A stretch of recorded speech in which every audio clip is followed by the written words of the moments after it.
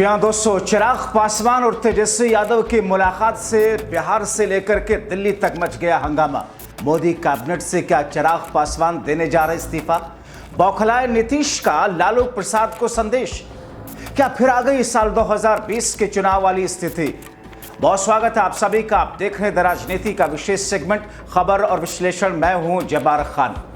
दोस्तों, गजब हो गया। ऐसा क्या हो गया जिसके बुनियाद पर तेजस्वी यादव को यह कहना पड़ा कि चिराग पासवान मेरे छोटे भाई हैं, उनके हमारे पारिवारिक रिश्ते हैं।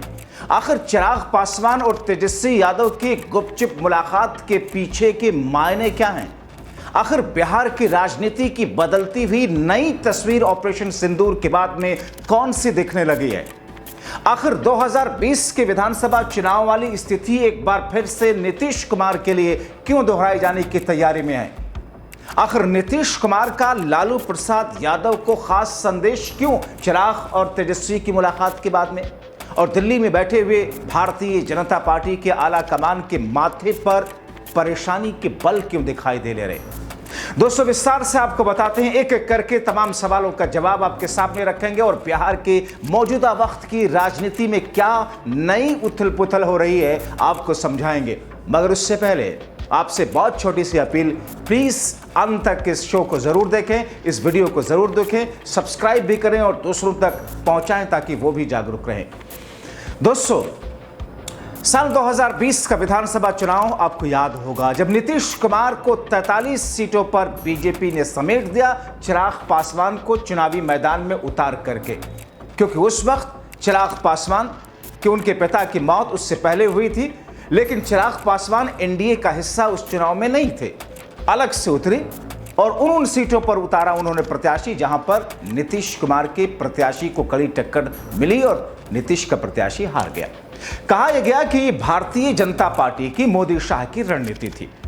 2025 में एक बार फिर से जो स्थिति बन रही है उसको आपके सामने बताएं, मगर चिराग पासवान और तेजस्वी यादव की मुलाकात से बिहार की राजनीति में एक नया उबाल और नए तूफान के शक की तस्वीर बन गई है। दोस्तों, हलचल है बिहार से लेकर के दिल्ली तक, क्योंकि तेजस्वी यादव इंडिया गठबंधन का हिस्सा है आरजेडी, चिराग पासवान एनडीए गठबंधन का हिस्सा है।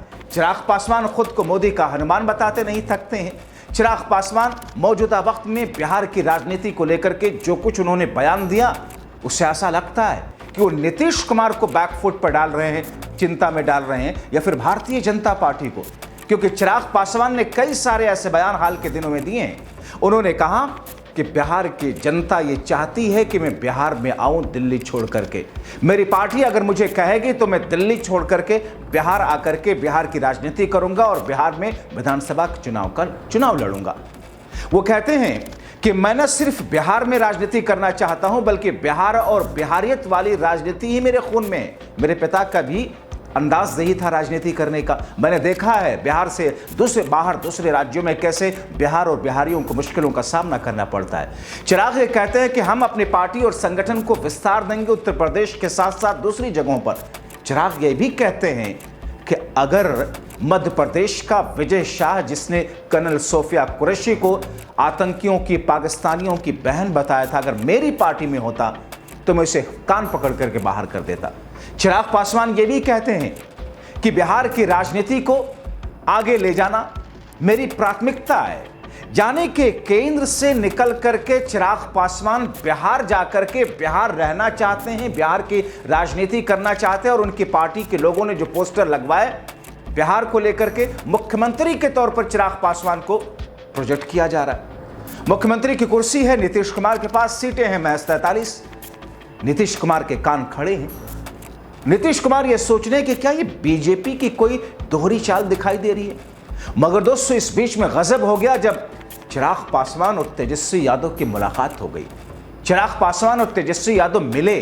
चिराग पासवान और तेजस्वी यादव ने आपस में बातचीत की और कहा यह गया कि नवादा में शहीद के घर पर उनके परिजनों से मुलाकात करके जब निकल रहे थे तेजस्वी, तो चिराग पासवान की वहां मुलाकात हुई। वो मुलाकात तो है ही है, लेकिन उसके अलावा भी दोनों ने अपने दूत के माध्यम से एक दूसरे से बातचीत की है।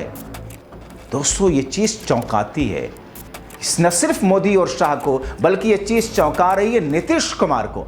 क्योंकि नीतीश पहले से बैकफुट पर हैं। वक्फ कानून पर मोदी सरकार का समर्थन करके नीतीश के साथ से अल्पसंख्यक सारा समाज खिसक चुका है। चिराग के साथ भी कुछ वैसी ही स्थिति है। और इन सारी चीजों की कड़ियों में अगर देखें तो चिराग भी अब तौल मोल रहे हैं। चिराग ने अपनी शर्तें, जैसा कि उन्होंने अपने बयान में भी कहा कि हमने अपनी मंशा बता दी है कि हम बिहार की राजनीति करना चाहते हैं, हम केंद्र के बजाय बिहार में रहना चाहते हैं, हम बिहार में अपनी पार्टी, अपने संगठन को विस्तार देना चाहते हैं। हमने अपनी मंशा बता दी है। यानी कि भारतीय जनता पार्टी के आला कमान के सामने चिराग पासवान ने स्थिति साफ कर दी है। और ऐसे में चिराग पासवान अगर तेजस्वी यादव से मुलाकात करते हैं, उनसे बातचीत होती है, तो इस बातचीत के मायने हैं। भले ही वो कट से मुलाकात हो, भले ही वो अचानक हुई मुलाकात हो, लेकिन उस अचानक नवादा के शहीद के घर पर परिजनों से मुलाकात के बाद में जो मुलाकात हुई, उस मुलाकात के इतर भी कहा जा रहा कि चिराग और नीतीश और तेजस्वी मिले हैं।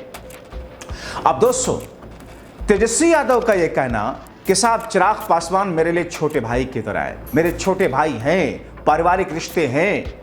और उस दौरान लालू प्रसाद यादव को लेकर के चिराग पासवान ने जो जश्न दिखाया, जिस तरीके से हालचाल पूछा, जिस तरीके से दोनों की बातचीत हुई, और उसके बाद में उनके दोनों के दूत के साथ में बातचीत हुई, एक दूसरे के संदेश के साथ में, इसने नीतीश कुमार की नींदें हराम कर दी हैं। इस खबर ने नीतीश कुमार की बुनियाद सियासी जमीन की सियासी बिसात को हिला दिया है। और ऐसे में कहा यह जा रहा है कि बौखलाए नीतीश कुमार ने लालू प्रसाद यादव को अपना एक खास संदेश भिजवा दिया।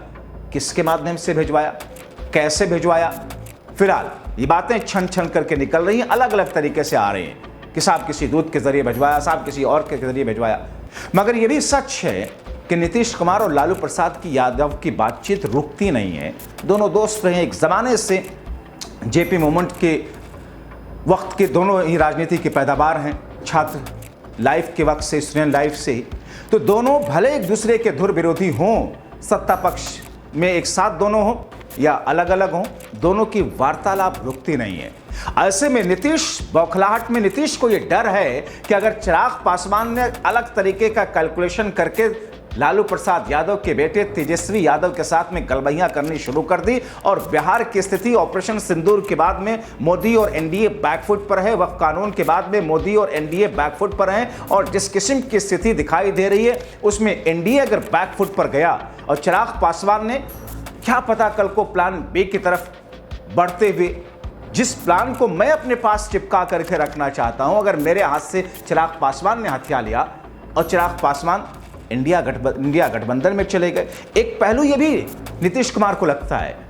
लेकिन फिलहाल दोस्तों, इसमें कहा यह जा रहा है, मैंने जब समझने की कोशिश की बिहार के राजनीतिक बुद्धिजीवियों से, बिहार की राजनीति को नजदीक से कवर करने वाले, देखने वाले लोगों से, तो ये बात समझ में आई कि दरअसल चिराग पासवान मुख्यमंत्री की कुर्सी की तरफ खुद को बढ़ता हुआ देख रहे हैं, और वैसे पोस्टर्स उनके लिए लगाए गए, क्योंकि चिराग को यह पता है कि नीतीश ढल चुके हैं, नीतीश अगली बार मुख्यमंत्री नहीं बन रहे हैं, तो भारतीय जनता पार्टी अपनी किसी पार्टी के नेता को बनाए। फिलहाल वैसा चेहरा बीजेपी के पास में नहीं है, इसलिए चिराग पासवान खुद को प्रोजेक्ट कर रहे हैं, और चिराग पासवान एक दबाव भी डाल रहे हैं कि अगर बीजेपी ऐसा नहीं करती है, बड़ी पार्टी, बड़ा दल अगर एनडीए का होता है चुनाव के बाद में, तो फिर उनके पास में विकल्प दूसरा भी खुला रहे।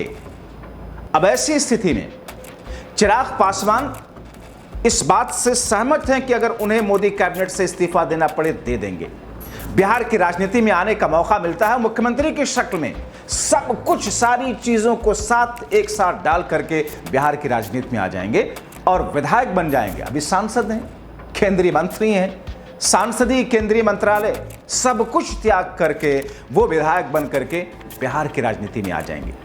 और इसके लिए कैलकुलेशन जारी है, with NDA, without NDA, with Modi, without Modi, with Tejashwi या फिर और कोई ऑप्शन। तो कहीं ना कहीं चिराग पासवान खुद को दलितों का, जिस समाज से वो आते हैं, उसके वोट बैंक के तौर पर वो जानते हैं, समझते हैं कि 5-5.5% वोट उनके साथ में है, और इसीलिए भारतीय जनता पार्टी उनकी डिमांड को, उनको मांगों को इग्नोर नहीं कर सकती है। रामविलास पासवान को इसीलिए साथ रखती थी भारतीय जनता पार्टी, नीतीश कुमार को साथ इसीलिए रखे हुए है कि अति पिछड़ा वोट और महादलित का बड़ा वोट उनके साथ में है। तो अगर नीतीश की इनिंग खत्म होती है, नीतीश का प्रभाव खत्म होता है, चिराग एक डैशिंग, डायनेमिक, यंग लीडर हैं, बेबाकी से बोलते हैं, खुल करके बोलते हैं, स्पीच अच्छी देते हैं, युवा हैं, उनके साथ में एक जुड़ाव है, उनके समाज का 5-5.5% वोटर है। और ऐसे में बीजेपी के साथ में कोई दलित बड़ा चेहरा है नहीं दोस्तों जिसको प्रोजेक्ट कर सके।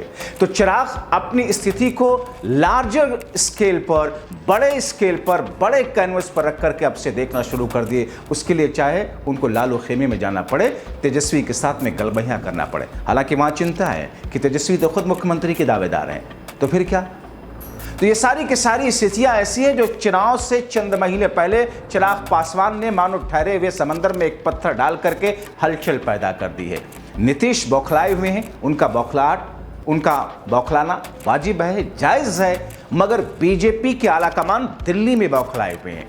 अब इस स्थिति को लेकर के कहा यह जा रहा है कि एनडीए बिहार के नेताओं के साथ में मोदी और शाह अपने बीजेपी नेताओं के साथ बैठक करेंगे और उसके बाद में बिहार के एनडीए सहयोगी दलों के साथ में बैठक करेंगे। क्योंकि ये मांझी, उपेंद्र कुशवाहा, आप देख लीजिए, उन सबको लगता है कि साहब नीतीश भी पीछे जा रहे हैं, मांझी चौकन्ना है, उपेंद्र कुशवाहा चौकन्ना, और चिराग पासवान इस वक्त उभरती हुई शक्ति के रूप में दिख रहे हैं।